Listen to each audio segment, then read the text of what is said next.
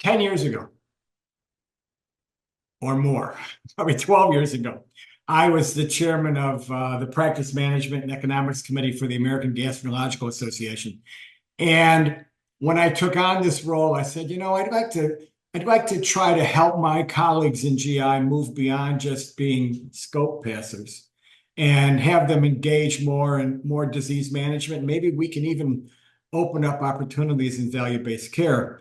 So the major diseases that we see in gastroenterology are the inflammatory bowel disease. They are the most dangerous, the ones that are associated with the most morbidity, the most cost, the most variability in cost.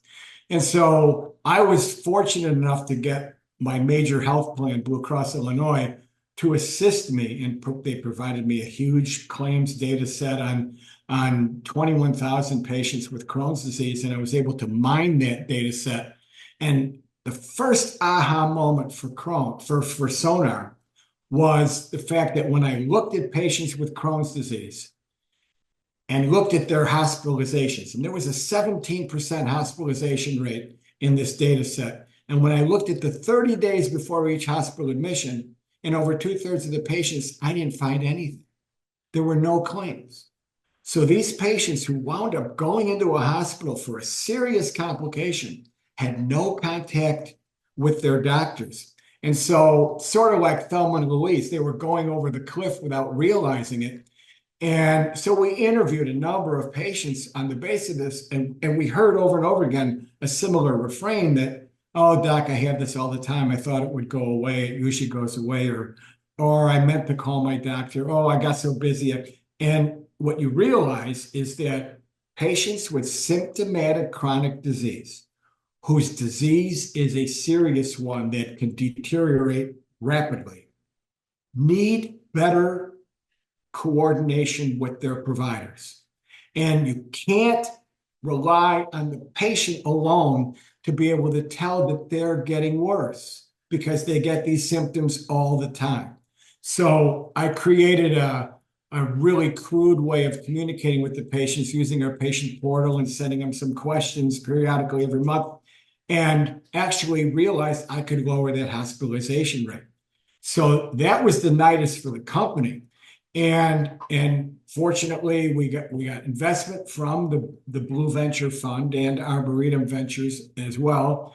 And it allowed us to expand this to other practices. And so the company really, from its inception back in 2016, has been focused on getting patients and their providers together earlier in the course of their symptomatic deterioration so that care can be provided. And by doing this, care gets moved to the outpatient side. We keep the people out of the emergency department. We're keeping them out of the hospital. We repeatedly can show that we decrease ED visits and hospital admissions. We're also able to show a decline in abdominal surgeries. So by catching the patients earlier in their deterioration, getting them to the care they need, without really interfering with the care that those doctors are providing, but just getting the patient there sooner, is actually altering somewhat the biology of the disease.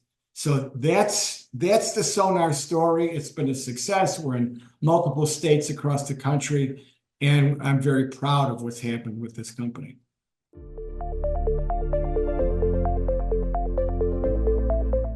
Okay, we have done several studies on this, and this one just happens to be the most recent. But the first one that we did was a couple of years ago, and we presented it at Digestive Disease Week, where we could show that patients who had undiagnosed mental health issues, anxiety, depression specifically, undiagnosed, they weren't on drugs, they don't have a history of it in their past history, but they tested positively at our enrollment with a test called the PHQ-2, which checks them for signs of depression. Patients who were positive on that had a much higher cost of care. So the current study is a follow-up on that patient population. We're utilizing a questionnaire and enrollment has been associated with Sonar's ability to detect patients who have a higher likelihood of symptomatic deterioration. It's all linked together. And, you know, I'm an old guy. So when I went to medical school, it was back in the 1970s. And the first time I learned about ulcerative colitis was in psychiatry. Way, way back, everybody had noticed already that there was an association with anxiety and flares of their ulcerative colitis. Not that anxiety gives you ulcerative colitis. It doesn't, okay? Ulcerative colitis is an inflammatory bowel disease. It is not a mental health disease.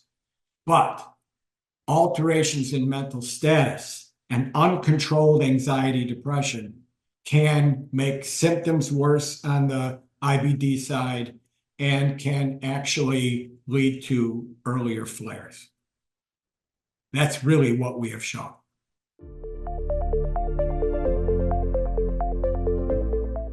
One of our questions that we ask in our monthly surveys to patients is a health reported quality of life question. You know, something similar to how are you feeling?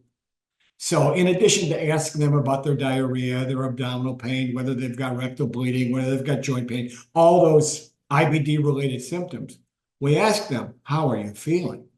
And they have to come back with a structured answer. Not, you know, they have to answer one of the, put their checkbox in one of the 5 categories. And so Sonar, on a regular basis, queries the patients for these type of symptoms separate from their bowel-related symptoms.